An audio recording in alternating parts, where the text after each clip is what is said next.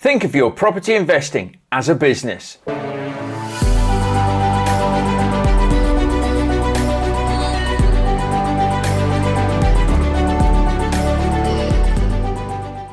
Hello, my name's Mark Fitzgerald and it's great to have you joining me here today.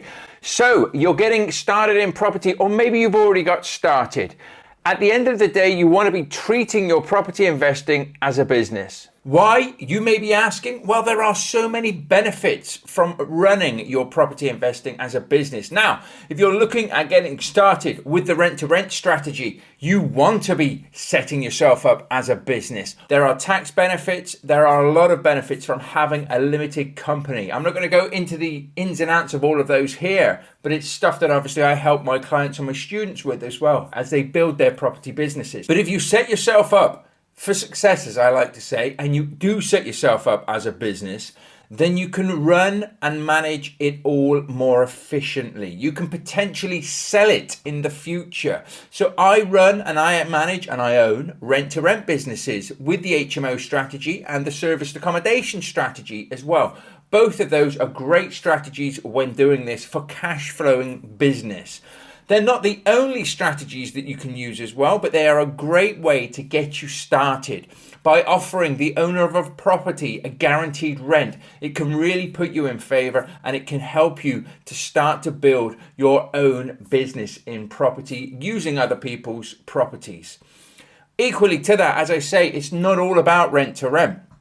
There are other ways that you can do this. There are other ways that you can acquire property. There are other methods that you can use to work with landlords, to work with investors as well.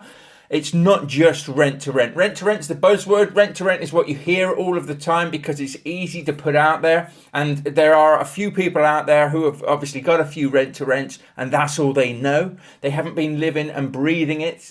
I've been doing this since 2019. So I've been doing it a wee while now. I've made plenty of mistakes along the way.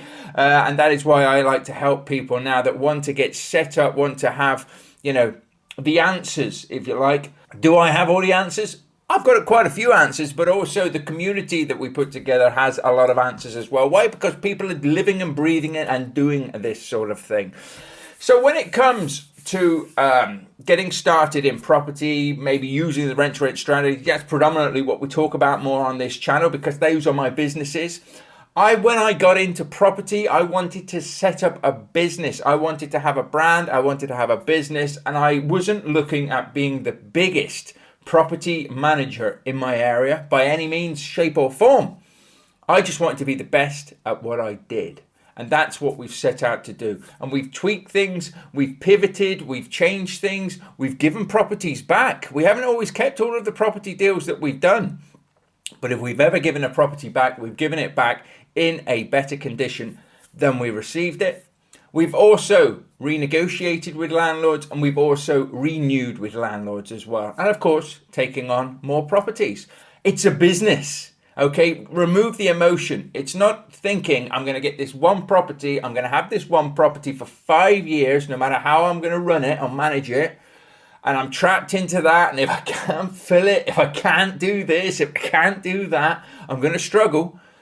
You've got to be running it, remove all of that emotion as a business using the relevant contracts, the relevant agreements. So management agreements, lease agreements, as we always say, don't be using ASTs. And if you're working with letting agents, which of course can be a great source of leads for you, don't be just looking at using their contracts. If you can build up the know, like, and trust, you really want to be showing them proper, rent to rent, if you like, contracts. Property management contracts and agreements. But if you need help with that, then reach out to us because we do have packs where we have the relevant contracts that you can use. Now, also on that caveat, I'll just mention it here while we're here. Visit thepropertyunleashed.com for free tools and resources. You can listen to podcast episodes. There's free training there. There's ebook guides on rent to rent, serviced accommodation, HMOs, deal sourcing, all of that great stuff at thepropertyunleashed.com. Propertyunleashed.com. I think if you just put thepropertyunleashed.com, it comes up with some sort of dog's home. I don't know where that comes from. But anyway, I digressed. So We want to be a limited company because what you can think about in the future is potentially having a holding company and your rent-to-rent businesses or your property businesses, if you're doing different businesses, underneath this holding company. Then what you would have is they would pay money to your holding company each and every month. And that is you being able to build a financial fortress. Now, don't worry about that too much at the start. I do see a lot of people getting hung up with that. They haven't even got a deal. And they're like, well, how many businesses do I need? How should I set all these different businesses up? Don't worry about that yet. Let's worry about getting you set up compliantly to start with. Okay, it doesn't cost hundreds and hundreds of pounds to set up a limited business. In fact, it costs about £10 if you do it at its cheapest. £20 will get somebody else to do it for you. So if you're talking to any specialists or accountants or anything like that want to charge you £500-600 to set up a limited business, I wouldn't bother. Okay, you're just getting your trousers pulled down. How do I know? Because I had it done to me. I told you I made plenty of mistakes, didn't I? I had it done to me with my first account, not my current account that I'll have you add. They do charge me, obviously, a premium, a bit more of a fee to do so. But they didn't charge me, I mean, it was about £600 to set a company up. I was naive. And I spent that money and I wish I hadn't. So I'm telling you, you don't need to do this. But you do need to make sure it's done properly. So do make sure that you go to the relevant people and get it signed up at the right place, okay? You can Google it. It's all there for you. You don't need me to tell you how to do it. At the end of the day, as we all know, the cost of living isn't getting any cheaper. I say this time and time again because people are saying, well, I'm struggling with my bills. I'm struggling with this. I haven't really got any money. I don't know what to do. I'm at my wit's end. Start something. Start something for yourself. Start something, but know what you're doing. I always say it. Know what you're doing. You can lose money with rent to rent, with any property strategies as quickly as you can make money if you don't know what you're doing and you do it wrong. If you do a bad deal, sometimes you might find a rent-to-renter selling a deal. Probably because it's a bad deal. Do you know what I mean? They're only selling it because it don't make money. If it made money, they'd keep hold of it, wouldn't they? Deal sources will go out there and do it, but they know how to deal source. They don't really know how to do the rent-to-rent strategy, do they? So as I say, it's all about being a property professional as well. There's plenty of landlords out there right here, right now, and there always will be that need our help. There are landlords that have been landlords for a long time, have seen all the legislations coming in, seen everything that's coming in and hitting them with tax and everything like that, and maybe have had enough, or have had bad tenants, have had bad letting agents, have just had bad rent-to-renters at the end of the day, doing or looking after their properties and have had enough. So there's plenty of people out there. We've just got to find the problem. And I say the same thing time and time and time again, because this is the fundamentals of building a property business. You've got to find the problem. It's all about finding what is wrong. Nobody will talk to you or want to do business with you in most cases. I always like to say that, if they haven't got a problem. But if they have got a problem, then, and you can solve that problem, you're in with a great chance. You're in with a superb chance of doing a really, really good deal. So some of the best cash flowing strategies in property right here, right now are HMOs, houses of multiple occupation, and short-term rental serviced accommodation. You can do both. You can. Okay. But all I always say is try and do one to start with. Serviced accommodation, chances are in serviced accommodation, you probably will make more money, but it can be a lot more costly to set up because you really do have to put the money into the properties, unless you're converting your own properties and they're already sort of furnished and set up. But it can obviously make you more money as well. HMOs, the way I teach it and everything, which is the modern way of doing it, which isn't the old way of getting a house, chucking a bed in an extra room, going for licenses, planning, doing all these sort of things that you've got to pay money for. It's all about going for existing HMOs, good existing HMOs, or maybe they just need a lick of paint. We can spend a few £100, not thousands, a few £100 if need be on the right property just to make it tip top, but it's a cost effective strategy. And if it needs more work than that, you need to be getting a landlord or whoever owns the property to do it, because it's their asset, it's their property. And realistically, if they're going to rent it out, they're going to have to do that anyway, aren't they? So as I say, it's about finding the right people, the landlords that need our help, that want to work with us, because there are a lot out there. But those are predominantly the two strategies that will earn you the most cash flow right now. Now, if you're getting into business, See what I did there? You're getting into business for cash flow, okay? We don't want to be losing money. We want to be making money. We want to be making sure that we have the relevant contracts. We have good properties in good areas where we know there's demand, okay? We want to be able to fill the properties. We want to be making sure that we don't have liabilities in what we're doing. Okay, so those are some of the ways and some of the strategies that you can really utilize the properties. Of course, you can use social housing as well. I've never done social housing, but the more I hear about it with the experts that have done it, the more I understand that it, if social housing is something you're interested in, where basically a council or a local housing authority will take the property on, will basically do a rent to rent, potentially with you or with the landlord or whatever, looking after the property, putting their own tenants or people in properties. It's great. Make sure you check the contracts, make sure you check small print, and if they offer you massive monthly rents, run a mile.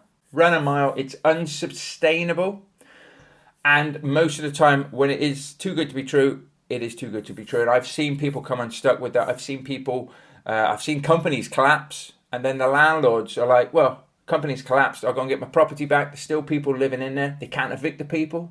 All of a sudden then it's got to go through the courts, so they're not getting rent. The properties are in disrepair. It's a mess. If you're going to do anything with local housing associations, if it's a market rent, or maybe a little bit more, maybe even a little bit less, they're probably a creditable company that you can work with and sleep well at night. And as business owners and property professionals, we want to be able to sleep well at night. Strategies can change, but lots of these strategies have been here for years. At the end of the day, rent to rent is basically a property management strategy. You are building a business to be a property manager, and people at the moment, right here, right now, are demanding, good accommodation, whether they're living in it, whether they're just looking at staying in it. We want to be out there finding their solutions. So how do we do this? Well, basically, we go out there and we market to landlords looking to rent properties. You can go to homeowners if you like, but they're in the way, aren't they? So we want landlords. So you go to landlords, then you got to be seeing what their problem is. What is the problem that they're having with the property at the moment? And do we have the tools and resources to be able to fix that for them? If we do, we can look to do a deal. You can do the same with letting agents as well. Letting agents, you got a middle person in there. It's all right. You can still do it. I've done deals through letting agents. A lot of my students have done deals through letting agents and been very successful as well. But they can be a harder nut to crack, if you like, because obviously their walls and defences come up. Make sure that you can remove the hassle, that you can deliver on what you're going to be doing, and then of course you can offer a guaranteed rent to the owners as well. So make sure that whatever rent you're going to pay them as well is a good rent. It's fair, but also it makes sure that you're going to make the property profits that you want from the property, because that's what it's all about. So you can get, if you're doing the HMO, you can get it off the local register, the local council's register, the HMO register. You can also, of course, send letters. You can go networking. You can talk to agents. You can look on the online portals. You can data scrape. You can do all of those great things. But you need to make sure as well that the properties are right. So the right mortgage restrictions are on the properties. So you need to be checking that they are the right property. So if you're doing short-term rentals, you need to see if there's any restrictions on the mortgages for short-term rentals. HMOs, if they're already running, and this is why I love HMOs, because they've already got the right mortgage. They've already got the licenses in place. They should already be set up. They should be compliant. Everything should be done. I just go in there, put my touches on the places, and then rent them out. Of course, service accommodation, there are some more restrictions and things like that. So you do need to make sure that you're aware of what those restrictions are and how you're going to get around them. But as I say, build something that you can be proud of. Okay. Some people say to me, well, yeah, but Mark, the strategies that you use, you don't get capital growth. Listen, the strategies that I use, I'm buying and building my own property portfolio anyway. So it doesn't really matter. I'm using the profits that I'm making by doing a good job for these landlords to build and buy my own property portfolio. So I am getting capital growth. But the other beautiful thing that loads and loads of people overlook because they don't look at the bigger picture is I've built a business now that has people working in it, that is sustainable, that has processes, that doesn't take my time up a lot at all, okay? That now is worth a lot of money. All the assets, everything that we've built into the business over the last few years is massive. And I actually now have people interested all the time in buying my business, buying my processes, my team, and my business and everything. So build something that potentially you can sell for a lot of money in the future. Use it right now to get you out of that day job. Use it right now to build up your cash flow pots. Yeah.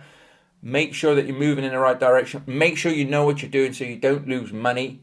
And if we can help you with that, check out thepropertyunleashed.com, and we have free tools and resources. There's an investment for the training when you want coaching and guidance and help and things like that. Of course there is, but it's money well spent because nobody can take it away from you. And if you put yourself in the right environment, you shouldn't be failing either, should you? So why not get out there and build something to be proud of, build something that can potentially be sold in the future, or you can keep it. I'm not interested in selling, so please do not come and ask me. I'm quite happy with the cash flow that I'm getting. I'm happy with what we've created, but never say never at the end of the day. I think if I was going to sell my business, my rent-to-rent business, I would probably look to grow it bigger. Just so it's worth more at the end of the day, so it's cash flow more. At the moment, it's a lovely little size that everybody makes a good living out of it. Our clients, our customers, our tenants are looked after. Our landlords are looked after, and it's a win-win-win in all parties. I'm not going to look to rock the boat just yet, but who says in the future I don't look to maybe sell it or buy some other businesses to potentially feed my property businesses as well. The world's your oyster. There are so many opportunities and options out there for you in the property world, in the business world. I said at the start of this episode, treat it as a business, okay? Set yourself up for success. Go and help yourself to the free tools and resources at thepropertyunleashed.com, and reach out to me, follow me, subscribe to me, friend request me on all the social platforms. I'm the guy with the blue tick, so you do know that it's actually me. I'll never try and sell you cryptocurrencies either. I'm glad that's stopped now since I've got a blue tick.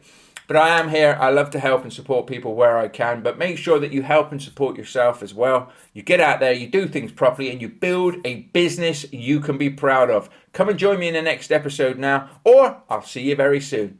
Bye for now.